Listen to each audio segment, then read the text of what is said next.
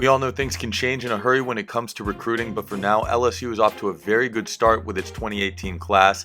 I have seen 3 of the 5 guys that they already have committed in 2018 a number of times this spring and have been impressed with all 3.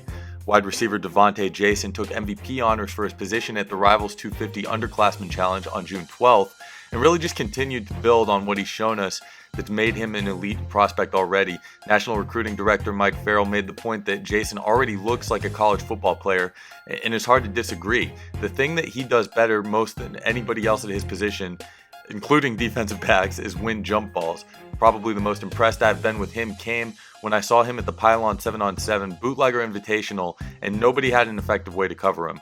Winning jump balls on fades into the end zone was automatic for him, and he really just does a good job of concentrating on making catches through a defender throwing his hands up in front of him. On the defensive side of the ball, LSU has all the potential to continue on its tradition of producing strong and quick defensive backs with Kelvin Joseph and Corione.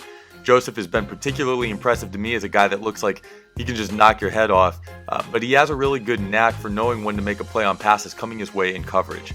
I've seen him lock up a number of receivers with his ability to jam guys at the line, but then he also has the pickup to turn and run with guys when he makes his release as well. So you don't have to look too hard at him to realize he's already well on his way physically, and he makes good use of his athleticism breaking on passes and jumping routes. It's not difficult to envision Joseph growing into a safety, but he's proven at a couple events already that he's capable of being an effective player anywhere in the secondary. He makes for a nice complement to Corione when you think about the two of them lining up as press or bump and run corners on the outside of a defense together at the same time.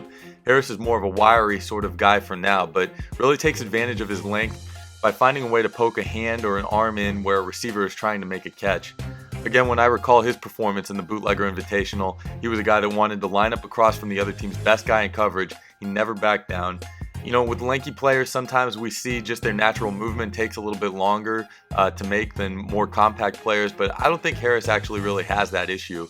All 3 of these guys are in-state products, and although there is still a lot of time between now and National Signing Day on 2018, it's critical for LSU to keep all 3 of these guys committed.